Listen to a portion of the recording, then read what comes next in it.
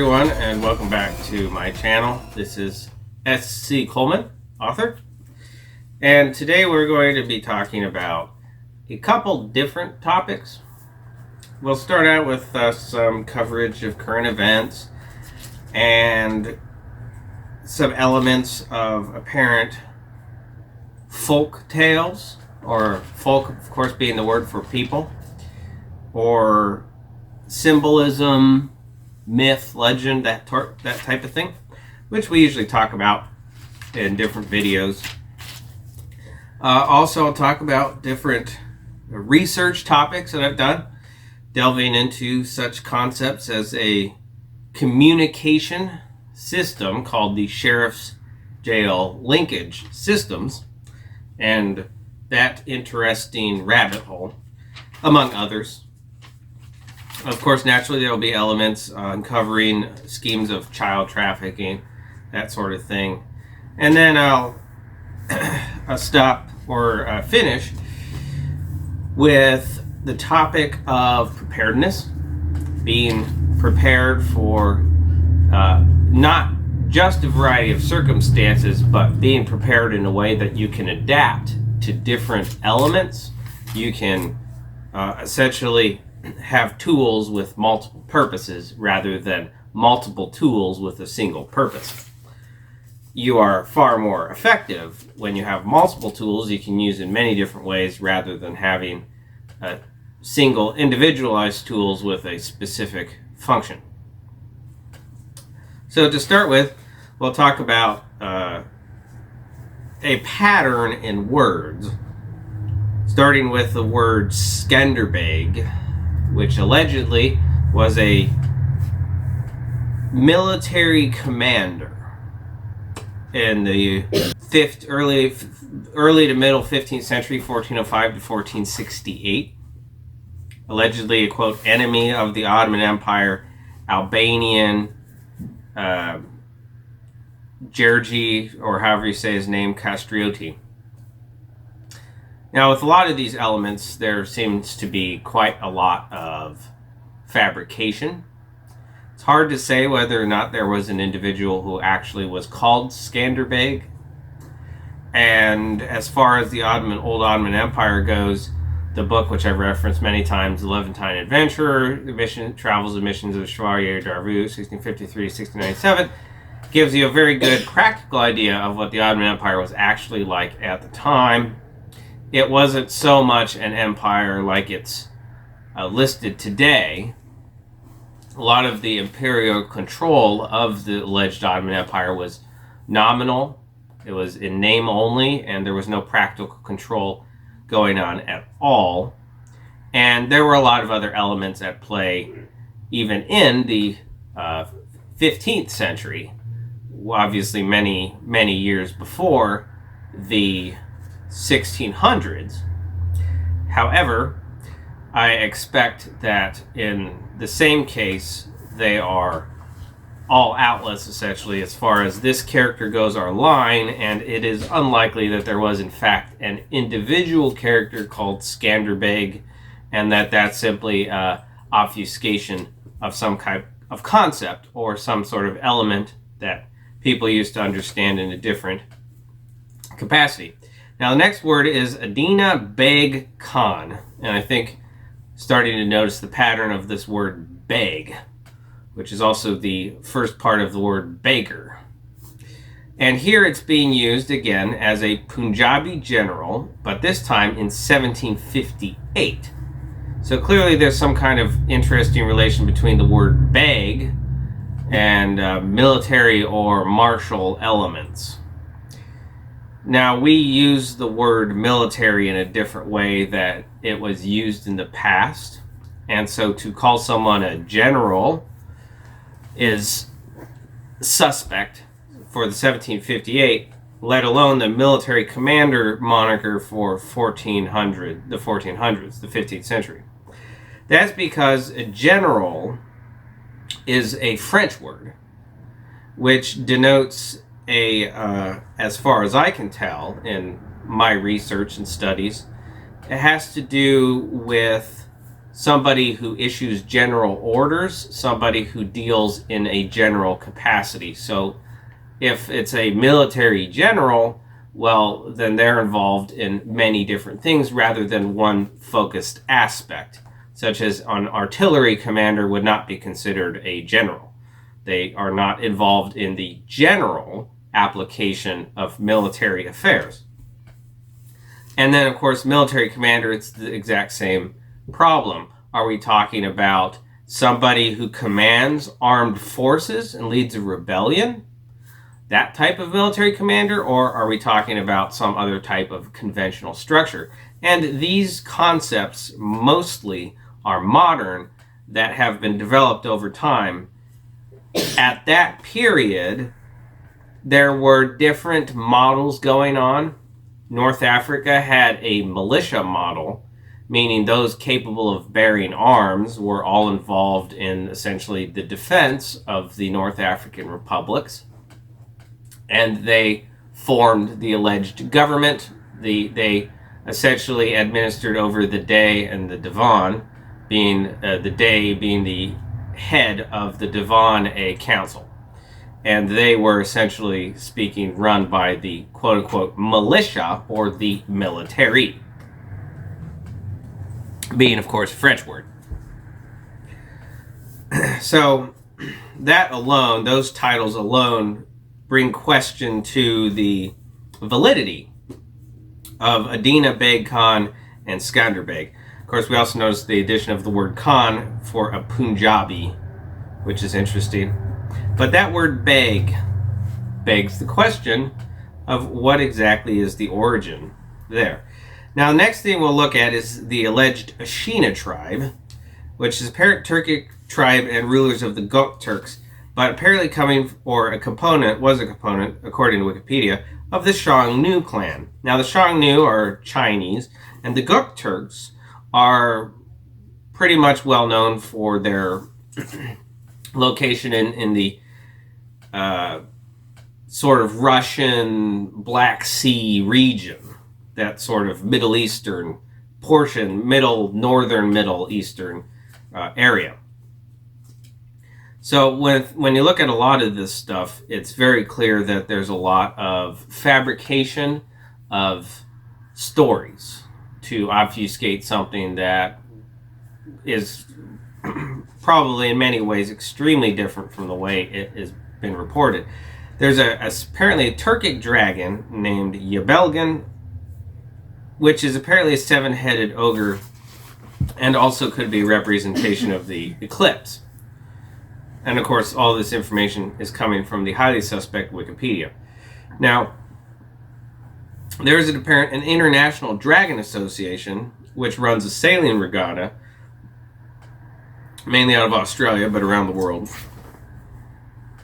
And this idea of the obfuscation of meaning topics, and specifically in relation to these elements here, we will see in tangible documentary evidence later in the video.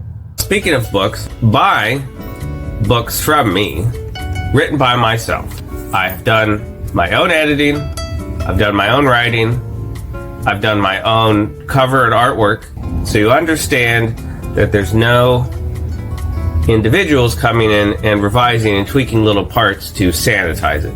At S.C. Coleman, author, all one word, .bigcartel.com.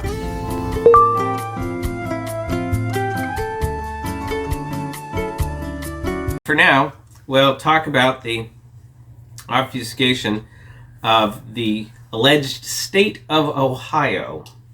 Now, wherever the word Ohio comes from, there's a clear element in relation to it being called the quote-unquote Buckeye State, being that the eye of the buck. Now, in the United States, we also have a common use term of having a buck, or essentially the use of the word buck in reference to a dollar or a dollar bill. The dollar bill being, of course, a note for tendering, which in the past you used to be able to turn in for the silver dollar. So one has to imagine that it's very likely, considering the term usage there, that the Buckeye State does not actually refer to the alleged Buckeye plant, fruit thing, nut. Instead, it's actually a relation to where the original mint for the constitutional states of America was, and that they put a buck, or rather a horned deer, male, on the face of the coinage, the silver coinage. And that is where the term Buckeye State actually comes from, because it's literally the eye of the buck where the buck dollar, silver dollar, comes from. It's a little less well known in most parts of the world of the use of the term buck in reference to a dollar, but it is very common in most parts of the Midwest, if not the entire United States.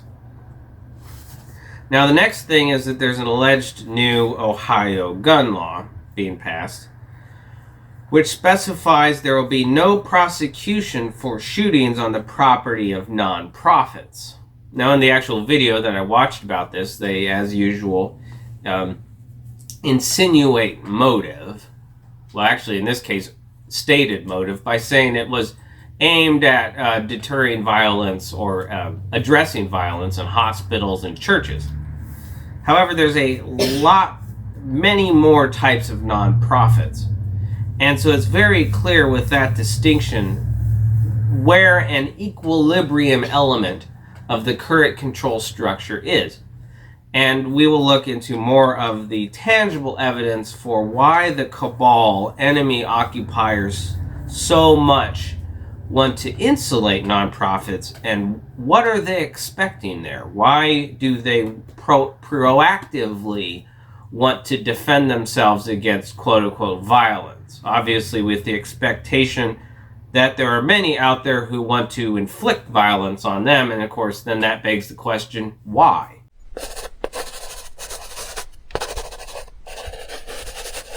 So moving on and coming back to this idea around, and eventually all of these elements will link together, the Mongols apparently have a mandate from heaven to conquer. That is a projection of the nonprofit imperial possessive control structure, which sees things only as their property to be taken. So they project that idea onto others. Now, when you understand that, it gets a lot easier to decipher what exactly the elements are in referencing anyway, when it comes to the alleged myth, the folklore of the Mongol conquests, which was around the 1300s. The name stealers in this case are obfuscating this meaning in the same way they do with everything else. So Genghis Khan can be seen in a couple different ways, but a lot of the elements add up, especially with Tengri, the mandate from heaven, the alleged creation myths of the Mongols, and all of those add up to the idea of an anthropomorphized version of the Jesus Christ character. However, the character Temujin, who allegedly is Genghis Khan, and also Tengri, or a descendant of Tengri, the great wolf, all these different symbols and whatnot, the creator, if you will, is similar in the context of Temujin having this upbringing that sounds strongly similar to certain elements in the alleged Bible stories. Namely that Temujin's father was killed and he and his family fled into the mountains. And he was forced to kill his brother to keep, for some reason, I don't remember what it was, but eventually was captured and sold into slavery. Sounds a little bit similar to, with a slight twist, to the Joseph story. But either way, when you look at these things, you notice there's a lot of things that actually add up between the history of the Mongols and to the Bible stories, but with slight deviations here and there. And so one has to wonder if these aren't the same stories that have been obfuscated and changed to reflect a certain region, rather than being the same story repeated in different cultural contexts. That would make a lot more sense. And that would be a major problem for the narrative of solid national identity existing throughout time and all people groups being opposed to each other, rather than having some sort of shared understanding of how things operate. This also adds up to the avatar idea of a entity that recycles itself and gets reborn continuously. And you think about a fictional character being reborn into different cultural contexts, it's the same idea as an avatar. So that's a different way of looking at it, in a sense, not a real person quote unquote incorporating themselves or putting themselves back into a different physical body, but in fact a fictional character which is then taken and put back into a different body of a book or a TV show or a movie, and then essentially replicated in different contexts. And so that gives a whole completely different type of concept to the word avatar and what an avatar is. Of course, we don't really understand about the origin of that word itself. Possibly being multiple words is usually the case. But either way, the alleged 4 dog generals, again with that title, of the Mongols, Subutai and I don't remember the other ones. But either way, they're clearly the 4 cardinal points, the 4 winds, or the 4 elements, considering all those alleged dog generals, which is used as a way to insult and to degrade the idea there. Those appear to be representations of the cardinal points. They all apparently operated in different theaters and different places on the alleged empire. And so one has to wonder if any of these elements are true, and if there are any that are, which ones would those be? I don't believe that any of the so-called 4 dog generals of Genghis Khan actually existed in the sense of being a real person going out and leading real armies, but rather a concept of, say, you go out to the west or whatever, and you say, the winds are with us, or you say something like that, which obviously is a metaphor. You're not literally saying that that the winds are giving you general orders and telling you to go attack this point and all that stuff, right? That's not what you're saying with that. But that's the way they obfuscate, by changing the concept around something. So they're not lying, they are twisting the nature of something where they know what the original idea is, but obviously they are lying because they're trying to change the perception that is placed around an object. And here's some of the reasons why they do that. When you look into the evidence, the tangible physical filings, the paper trail, if you will, it becomes very clear why they spend so much time to obfuscate things. They don't want you finding out these weird rabbit holes and how things practically function.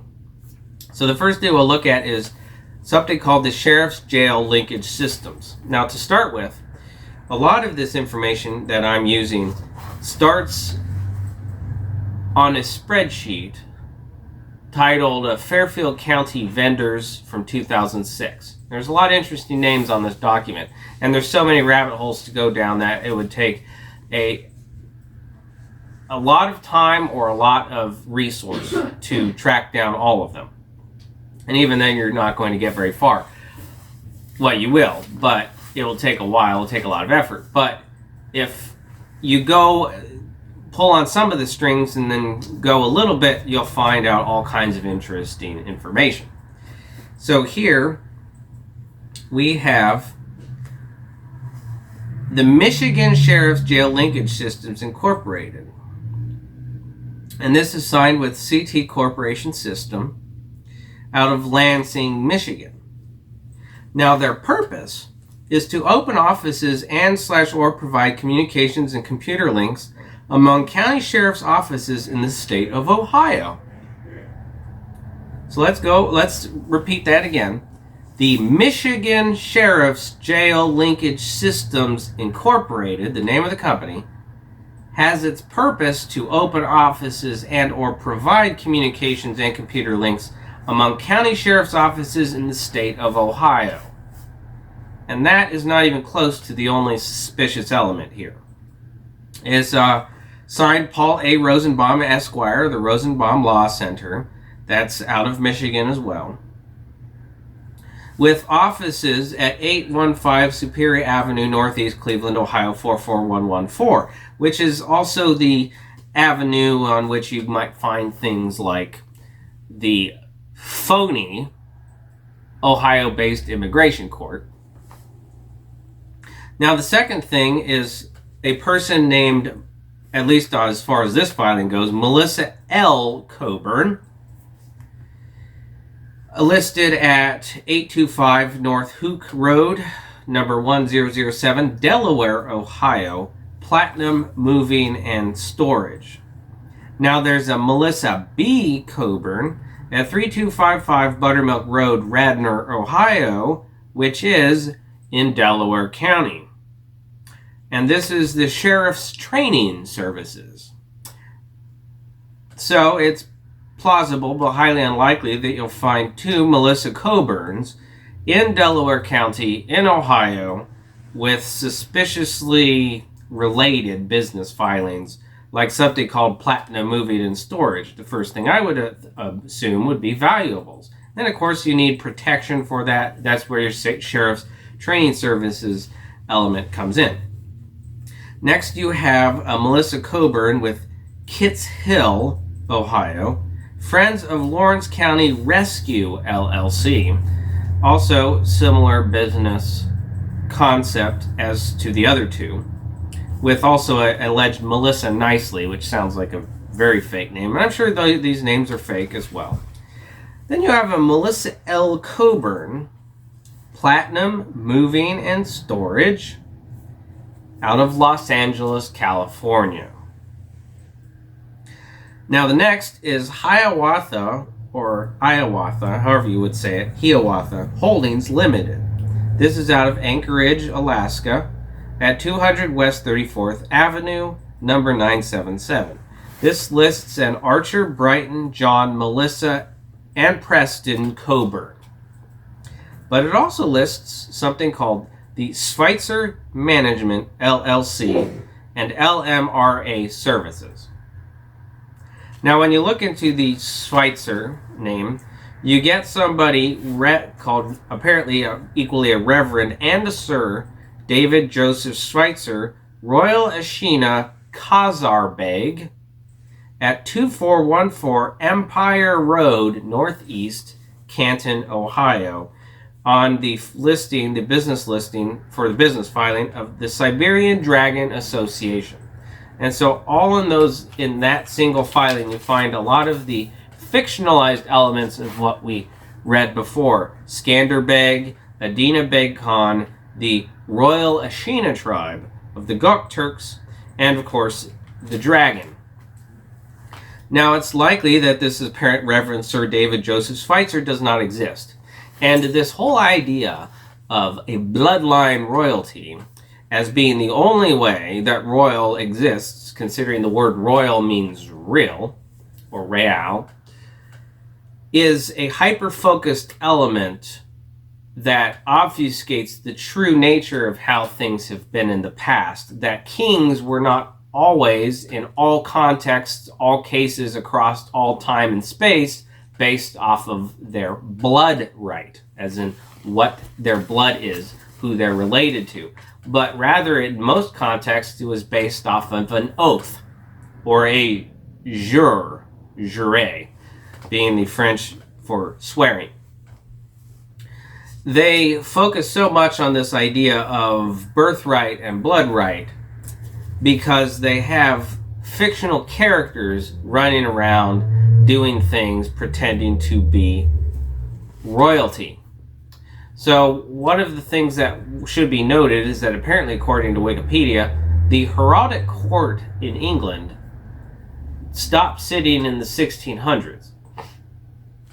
That means that anything after that, according to Wikipedia, is suspect. So like the heraldic coat of arms of the Rothschilds was not verified by any heraldic court. There's no legitimacy to it. And there's no patent or quote-unquote license. Now, recently, in the 1970s, I believe, Wikipedia says that the heraldic court sat again, but it would, of course, not be the same one. It would simply be a phony one. So there's a lot of questions there. Either way, this entity, Sir David Joseph Schweitzer, might have an actor going around playing the guy, but this is a classic hiding technique that you will not look into if you're blinded by the myth of ubiquitous bloodline royalty going back centuries. It's a lie. There are family estates and things like that, but in most cases it does not relate to quote-unquote governance or land rights and things like that. There's other concepts at play there as well. But when you look at this picture of this person, Sir David Joseph Schweitzer, and all of the fake stories that that character adds up to, it becomes very clear that what you're dealing with is a fictional caricature designed to hide tangible, real-world event operations. Now, this Schweitzer name takes us into others. Also, I would note that the word Schweitzer is German, but this person's apparently being related to Jewish, Khazarian, Turk or Turkish ancestry of a royal lineage out of, strangely enough, Canton, Ohio. Now, the next element that relates to this name Schweitzer comes from the CFM number 29303 Incorporated. That is the actual name, and that's the number sign, by the way, number sign 29303 Incorporated. That's the actual name of a company filing in Ohio, listed at 3319 East Broad Street, Columbus, Ohio. And this was filed, allegedly, according to the paperwork, May 7th, 1982. In this document, as well as in the next documents, it lists under the purpose to do any or all of the things herein set forth to the same extent as natural persons might or could do, and in any part of the world, alone or in the company of others. You don't really hear people talking like that nowadays, because though that single paragraph right there is contained in it quite a lot of tangible information to understand functional mechanisms and concepts in not just business but the legal sphere, and that things are so different and have been so different than what we're taught. Now, the next element in the purpose is that they're going to deal in shares, bonds, and other evidence of indebtedness. So shares and bonds, it's stating are evidence of indebtedness by saying other indebtedness. Borrow money and issue, sell, or pledge bonds, promissory notes, bills of exchange, debentures, and other evidence of indebtedness. Also to operate a general store and own and lease real estate, among other things. Signed, John G. Hancock, which isn't a suspicious name, of course. Your John Hancock being a signature, of course. And then David C. Schweitzer. Ralph E. Boakman, Ohio Valley CFM Incorporated, with also Frank T. Britz. Ohio Valley CFM Incorporated, you will not find unless you put spaces between the C, the F, and the M, which is already suspicious. Also, that name was changed to Ohio Valley AFM Incorporated. Next, you have CFM number 2917 Incorporated. Again, this is a separate business filing. That is the name of the company. And that's Eaton Avenue, Hamilton, Ohio. Same names. CFM number 2917 Incorporated. Different names, Robert A. Riegler, Robert Betch. This is a Dutchland Boulevard, Liberty Township, and lists a Ameristop Food Mart. And then you have CFM number, now this does not have the number sign, but rather NO dot 29002 Incorporated. That's the name of the company. 9157 Pippin Road, Coleraine Township, Cincinnati, Ohio. And this lists a Donald C. Burning, William D. Tembrett. It also lists 1700 Trust Tower, 5th and Main Street, Cincinnati, Ohio, and a David Clayton. Next, we have CFM number 29305 Incorporated at 4992 Lindora Avenue, or Lindora Drive, Columbus, Ohio. And this was dated 30th of September 1986 with the same David C. Schweitzer. Also Will D. Zembrot and Rob C. Martin. Next, you have CFM number 2901 Incorporated at 2434 Kroger Building, Cincinnati, with a Anthony J. DeCenzo, June 20th, 1968. Then you have CFM number 29016 Incorporated at 5332 Foley Road, Cincinnati, Ohio.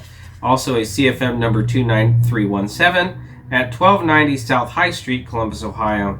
And then finally, the Ohio Valley C space F space M Incorporated was apparently created on December the 28th, 1965 at the 18th floor First National Bank Building, Cincinnati, Ohio, listing a Mark H. Berliant, William Hodgson, and Billy Beth Ziegler.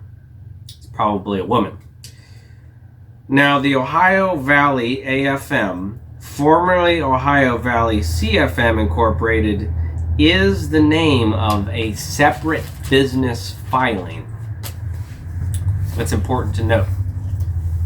Now, the next thing we'll look at starts with the Sojourners Care Network.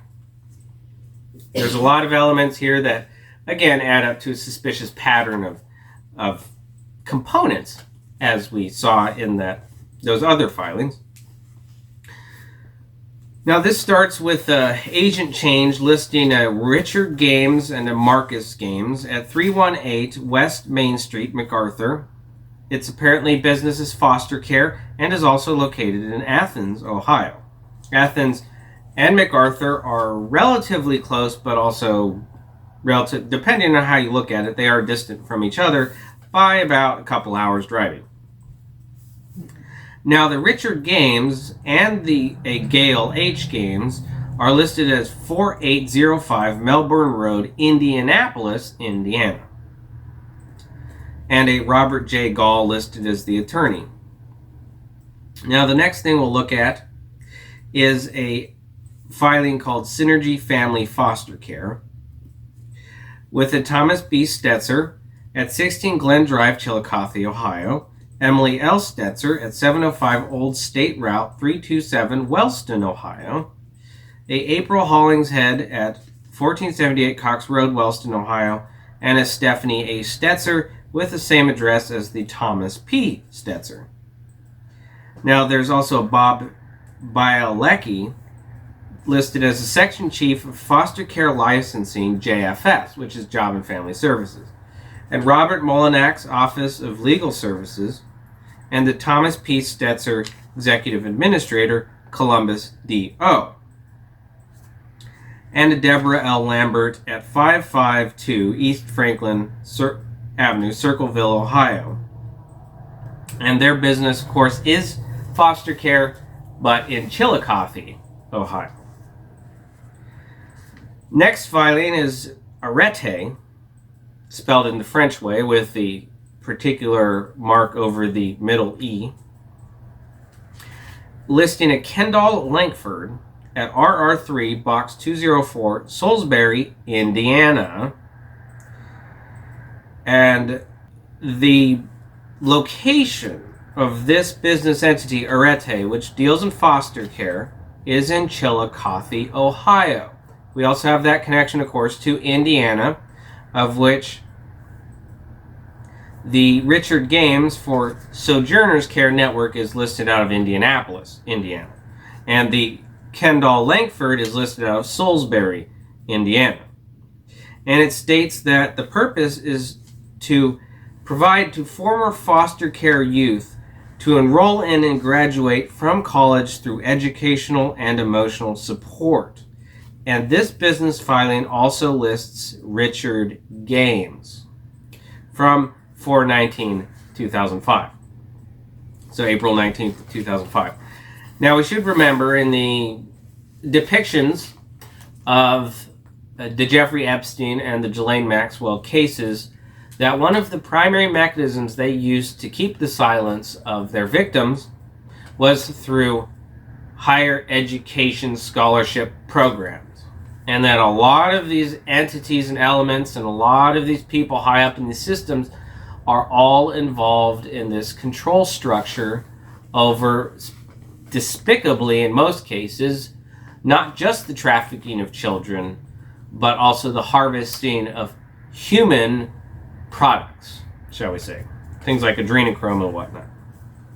Now the next filing is Sojo LLC, SOJO, which is apparently a subsidiary of the Sojourners Care Network, which states they will develop, own, and operate affordable housing. This is the weirdest part about this filing, is that it mentions that upon dissolution, the Ohio Department of Mental Health and Addiction Services or its successor shall be a party to any judicial proceedings. Now, I've looked at a lot of business filings and I've never seen a note like that on any of them. But not only that, the most important element to notice here is the developing and owning of affordable housing. This relates to the operation to create at-risk youth that will then easily be trafficked through the foster system after they've been stolen from their parents. Because their parents get into this affordable housing, which makes them a primary target and candidate for their children to be robbed and put into the foster care system. Naturally run by individuals who have a foster care business. Now the next one is Kendall Langford, the Shepherd's Church out of Lowell, Massachusetts, and Kendall Langford Life Coaching LLC out of Salisbury or Solberry, Indiana. So there you've got your church connection. And again, we are starting to move into a connected network that goes across state lines and will eventually go international, as with Saltwater Communications Incorporated, listed at the 4th floor, 1007 Fort Street, Victoria, British Columbia. That's Canada. And also 950 Richmond Avenue, Victoria, British Columbia, Canada, which lists a Judith Atkinson and Richard Games. Also, we have Gwen Marie LLC, Ellen J. McDonald, and Richard A. Games, both with addresses in Massachusetts. Richard Games, 49 Chester Road, Belmont, Massachusetts, and Ellen G. McDonald, 50 Bridge Street, Lexington, Massachusetts. And the next filing is a Happy Wheels Family Fun Incorporated, which lists a Ken Langford. One wonders if that's short for Kendall instead of Kenneth. At 7128 South Virginia Dare Trail, Nags Head, North Carolina. Strangely enough, next to the zip code 27959 are the characters U and N, as in UN or United Nations, which is strange. And this is a business filing for the 2nd of May, 2019. So those are enough elements to present a very suspicious picture, shall we say. But in most cases, I would say all of that is corroborative evidence enough and all adds up to a demonstrated element of a child trafficking network, among other things. As I've seen the same pattern pop up in other locations and in relation to other groups, shall we say, other apparent family operations. Yeah, they're not really family, they're cover identities, So the last part of this video will talk about what does it mean to be ready, and what are you getting ready for. Well, obviously in this context, when you see there's so many elements that are involved together and working together, job and family services, the theft of children, these individuals are engaged in such heinous activities that they're not simply going to, say, turn themselves over. They understand that at the end of the road is either their victory, which means it's pretty much a decimation of the majority of the population, so they can repopulate and resettle with people that don't know what actually happened, or their own death. That's essentially the only, right? Like, what else is going to happen to individuals who have been stealing and harvesting the children of an area for decades? Right? There's not many nice ways that can go, and nor would you want it to, and they don't want it either. They have that opinion, as they say, if they can't own it, then they're going to burn it all to the ground.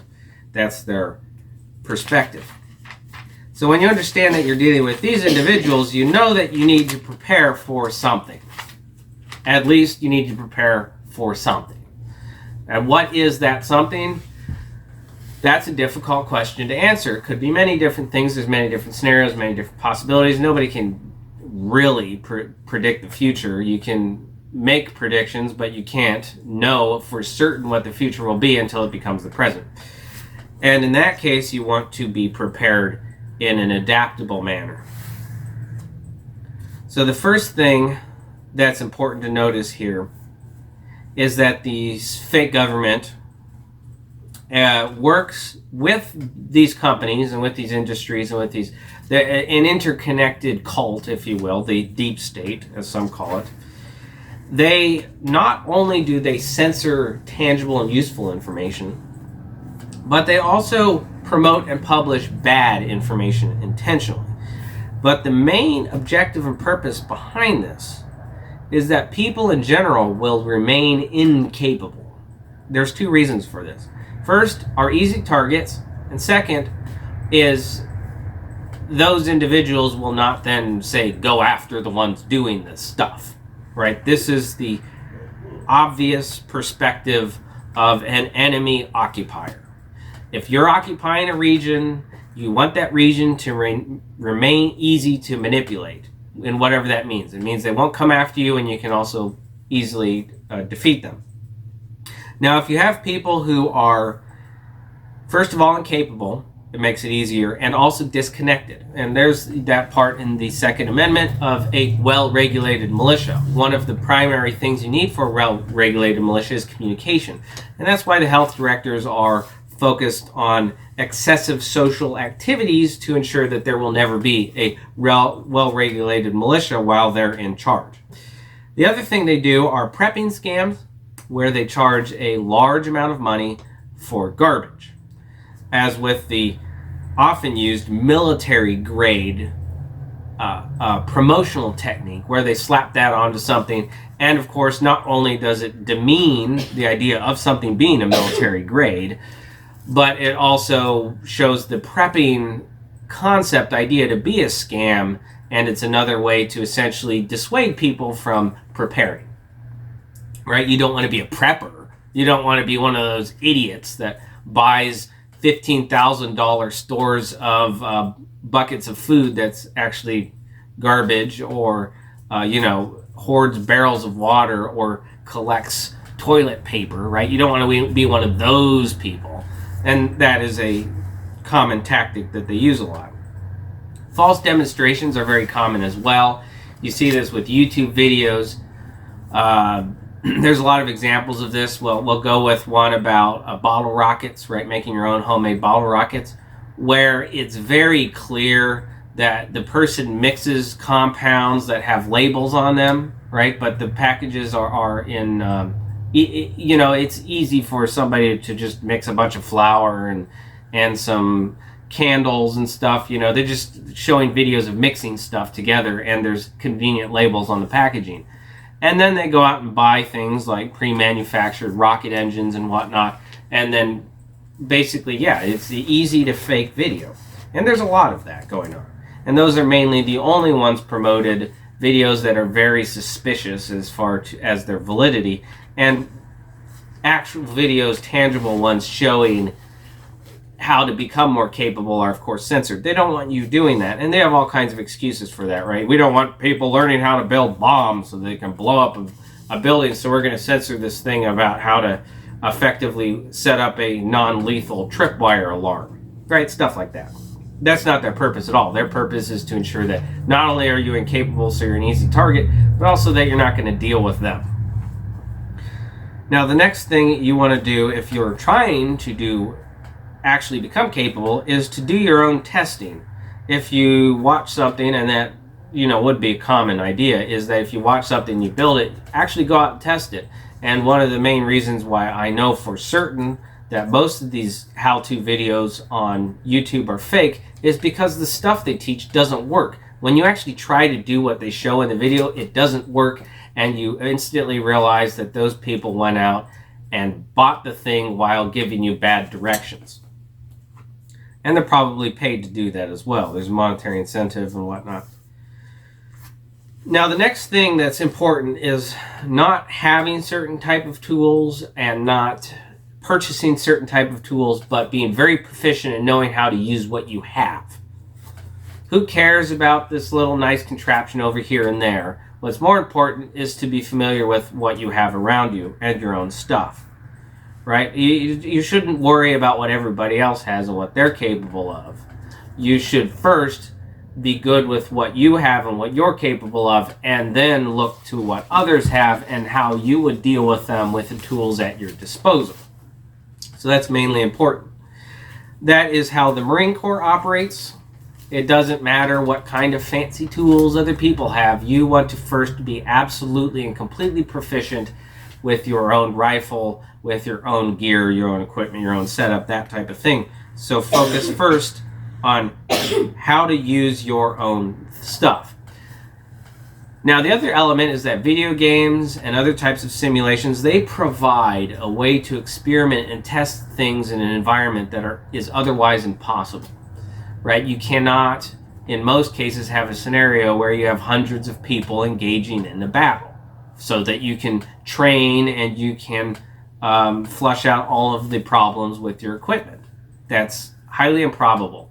And that's why you have things like video games and battle simulations where you can actually practice in as close to the real context as you can get what you're looking for with drawbacks of certain equipment, types of equipment, and ways that you're going to use things in the actual scenario. Of course, in most cases, the elements of a video game or other simulated environment will not translate to reality, but it at least gives you the ability to plan and think about an active scenario that would otherwise be impossible in real life. Like I said, you can't get hundreds of people together usually to engage in simulated battles and things like that.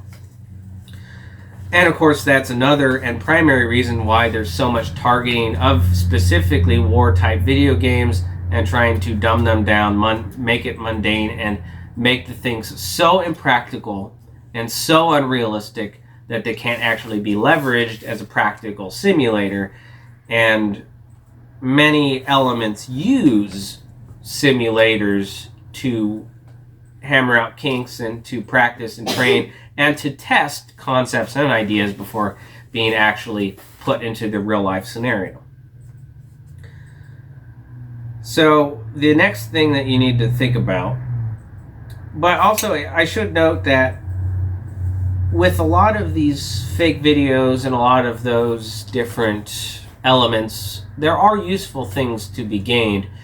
Inspiration for your own creations, for making things your own self. You look at a video and you say, okay, maybe that's fake, but it gives me an idea to build my own bottle rockets, test them out, and find something that works. And perhaps even bottle rocket smoke signals. That's what I was particularly looking for.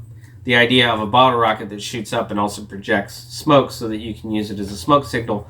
And I haven't actually tested out my own inventions as far as that goes, but either way, that's sort of what I'm talking about here. You take concepts, you look at things, you divine inspiration from the environment and from different things that you do. Essentially don't throw the baby out with the bathwater, as the saying goes. Now, the next thing you want to know for your own personal capability is you need to think about what you need specifically and what you would like to have as a capability. Some capabilities, of course, are, as far as most contexts go, impossible.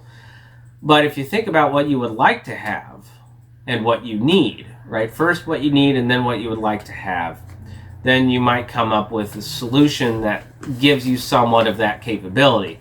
We, as far as it goes right now, cannot buy so-called military grade smoke grenades.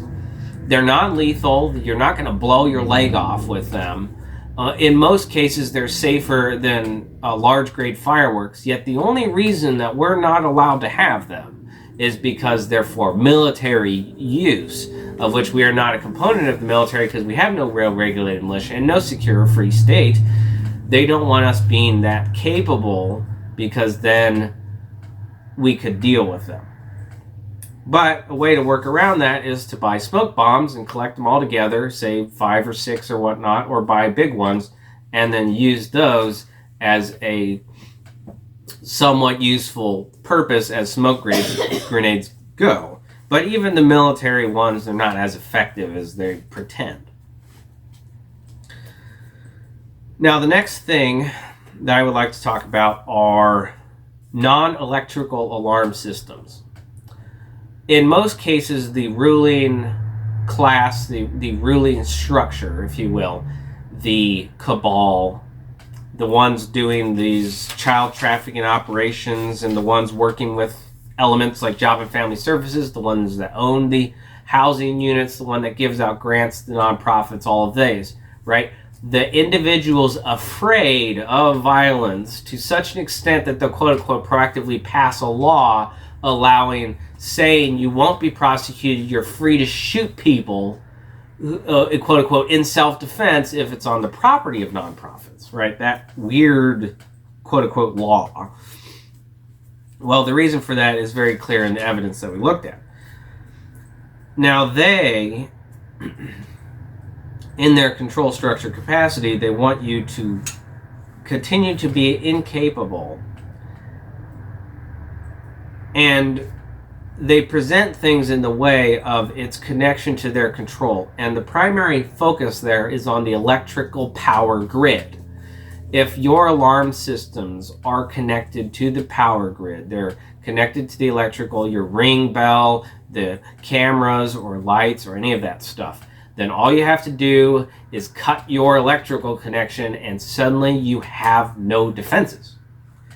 They want that capability because that means they can control you much easier. Same with your connection to the water lines or anything else. Meters, right? Their ability to just come on their property, inspect, quote unquote, their meters and things like that. Those are inherent benefits for them to exploit against you. And so if you're going to set up an alarm system, it should be connected to the power grid. One of the ways you can do that are with tripwire party poppers. Basically set them in front of a door or a door frame, and you can open that. Somebody who will pick the lock or whatnot, they'll open it, set off the alarm system. And it's just a loud bang, and it's not lethal. It's not going to set off a fire. It's not going to cause any problems. So there's the only reason why anybody, of course, would want you to have that is because they have a desire to be able to break into your house, to be able to get you while you're off your guard. They don't want you to have an alarm system that's not connected to the power grid. Another thing you can do are use poppets. Those are those little things you throw at the ground and they go bang.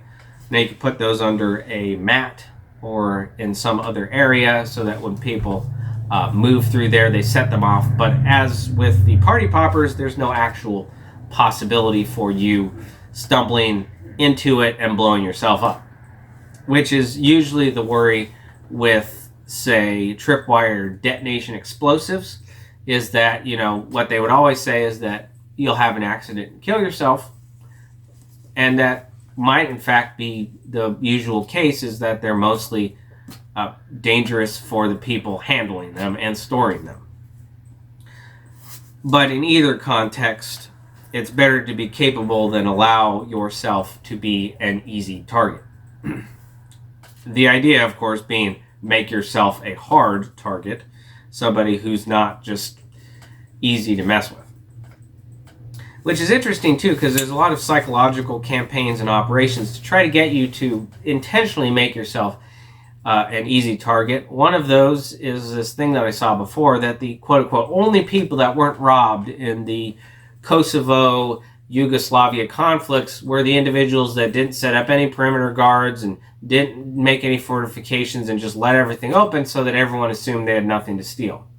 Well, that is just asinine. That's obviously coming from the perspective of the controllers who are censoring all of the stuff, who want you to be an easy target so they can steal your children and slaughter your family. And then, of course, hush it up as suicide or COVID. Now, the next thing that you would want, which is perhaps important to mention because it may be less well known today, but used to be a commonly known tactic, is just simply propping a chair up against the door. If you're staying in a hotel or something, that's really easy to do, and I wouldn't, in any case, trust the security measures of the place that I'm staying. I would have my own, and anybody who's intelligent would do that as well, rather than just leaving your security up to somebody else. You don't know who they are. You don't have any information on them. And even if you did, you don't know that that information is accurate. You should always have your own measures in place in addition to, say, trusting somebody else's.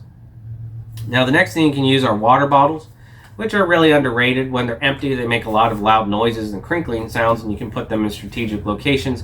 You can do all kinds of things with water bottles that work as cheap, that's a big one, cheap or economical, non-electrical based alarm systems. Holes in the ground are really important when you're going out into the woods or whatnot, or into the desert or some rural area. If you put holes in the ground and then cover them up, they don't have to be super deep. Well, that will cause some issue for anybody who's trying to sneak up on you. And the next thing is a little bit more dangerous and perhaps less recommended in most cases, and that's a fishing line with sharp objects glued or taped to it, such as pieces of glass or some kind of hook. Now, that will instantly catch somebody who's trying to sneak up on you and trigger some sort of loud alarm system they've connected to it, water bottles, bells, tin cans, whatever. Either way, that's a way to ensure that you get your point across, which is not necessarily lethal either. But obviously, walking into a fishing line that has fishing hooks on it is not going to be fun for anyone. Now, the next thing you need to think about is your clothing. What you're going to be doing and where you are is going to change depending on the person, where they live, all kinds of other measures, and what they might be doing, right? Some people might simply be moving from one area to another. Other people might simply be trying to blend in their current environment, while others might have a more important practice, right? Somebody who's simply just moving their family from one place to another is not going to have the same needs as somebody who's actively going out and hunting an adversary. Everybody knows this when it comes to what your job is, as it were, what your purpose is. And so the idea here is that you would like to have a adaptable perspective towards your preparations. You want to keep it minimal so you don't have too many things to keep track of, but you also need to make it adaptable. So that would be the idea of urban versus rural, usually, and the ability to transition between both. Wherever you go, you should assume that you are being monitored or tracked, considering the occupational control structure that we live under. One of the first things you can do, because in most cases people do not need the capabilities of a assault team force or fire team of a military aspect, right? And even in the military, you have different uniform colors, different uniform patterns, different purposes, right? You're not going to wear your dress uniform out into the field. That would be stupid. And it would also be very obvious who you are. So one of the things people can do is they carry a camouflage poncho. very much underestimated. Not only is it lightweight, but you can don camouflage very easily, and then when you need to go into a city or town, you simply take it off, pack it up, put it in your backpack, and now you're ready for an urban environment. Which, of course, if you're wearing, as many people say, full camo attire, then you'll stick out in any city. Whereas if you're wearing just regular street clothes, then it's easy to spot you in the woods or in the desert. Well, depending, of course, on the color and scheme and spectrum and all that. Now, the next thing, of course, you want to have always is extra underwear and socks, and often overlooked is a repairing equipment for whatever things you might need to repair. That might include things like sewing or some objects for car repair. It all depends on the needs of the individual.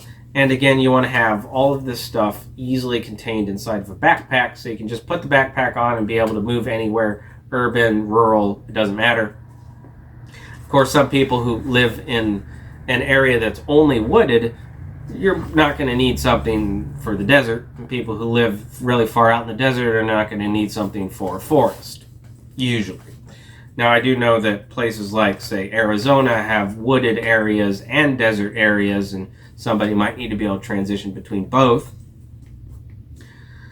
And the natural ones that you would need would be like a small stove, food, or starting food is what I say, just enough to get you going. A package of rice would be a good thing to have. Maybe some power bars. You'll always need coffee, some maybe packets of energy drinks, whatnot, right? You'll need fuel or fire, right? Fuel for making fire and things like that. Of course, you'll need a backpack, easily available ammunition. Other considerations that are apparent for the region and place and time of year. You know, you've got places with different types of seasonal patterns. You'll need an ability to screen is always important. Screening is a concept which is little talked about, especially when it comes to all of these high-level operators that you find online, which pretty much everybody knows are full of crap. But the control structure and the programs, computer programs and what, take out and censor all of the comments that are quote-unquote negative to the content, and then suppress anybody who is publishing any pertinent information and promoting the garbage. So the idea of screening is either covering approach or retreat. Essentially, the idea is to screen movement, to place a screen over where you're going or what you're doing so they can't see what you're doing. There's three main ways to do this, which is with light, sound, and smoke. So at least have one of those ways to do it. Either some way that you'll screen yourself through light. Think of standing in front of headlights so they can't see your face and who you are. You're just a silhouette, as many people know from watching movies and TV shows. Or sound, you know, a detonating sound that makes anybody who's looking on that doesn't have any headphones will, cover their ears and turn away from it. That's a way to screen. And then smoke is probably one of the easier ones, which is more effective in the day usually than at night, but it can still work at night as well. Or you could have a combination of the three. Now, the next thing to think about are electronics. And this should be done very sparingly. You should only focus on necessities when it comes to electronics, not only because of the weight, but also because of the energy requirements and capacity.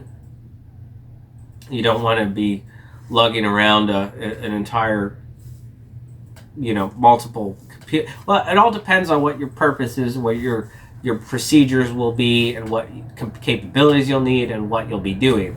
Like I said before, somebody who's actively engaging with an adversary is probably going to need a lot more specific capabilities to somebody who's simply trying to move to a safer area, or somebody who's simply trying to avoid detection in the area that they're living in, who don't want to actively engage with anyone. You should, of course, have the ability to engage, but in only the essence, right? If you're an actual hunter, if you're, hunting game in the woods, deer or otherwise, you're going to have different needs than somebody who's just going out for a camping adventurer by a river who's going to fish, right? That as a everyday world example. Next thing that you'll need, which a lot of people might overlook, is a notebook and a pen or pencil. Never underestimate the needs for writing implements.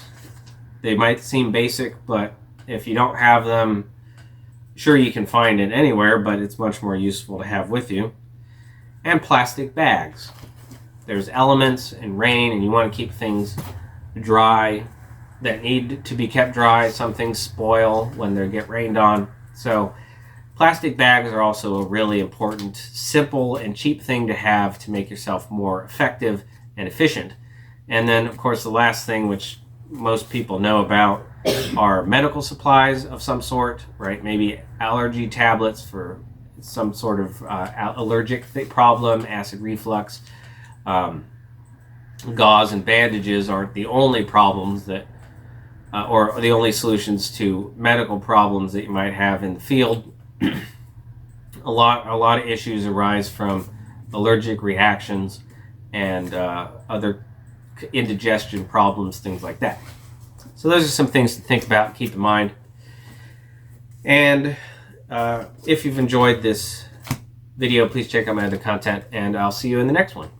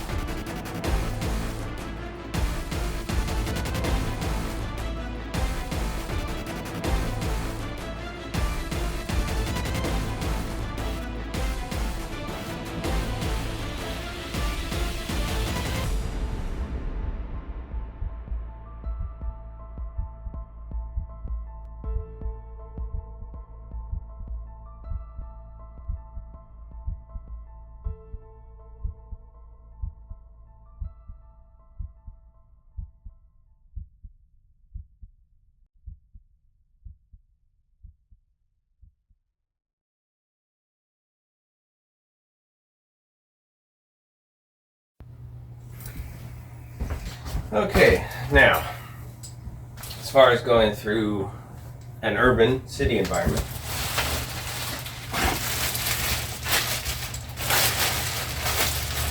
you've got your trash bag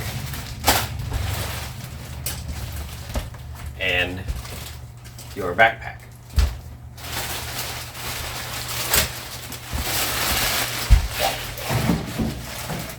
Bear with me.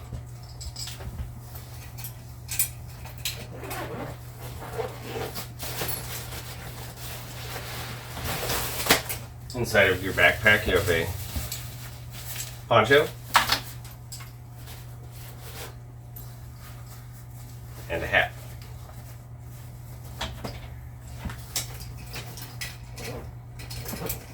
Next, put the backpack on.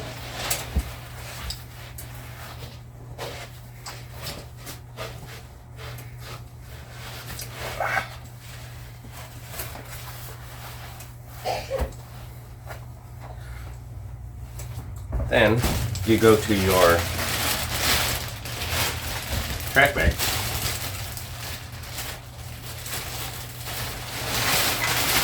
and get out your long gun.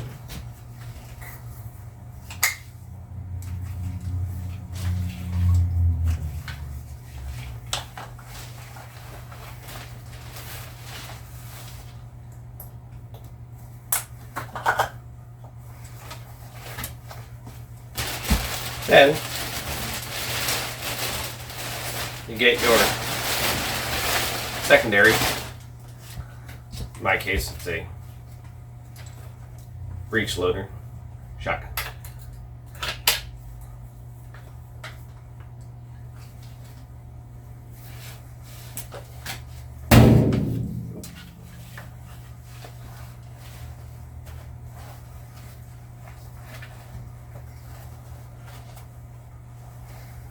All right. And now, put on your poncho.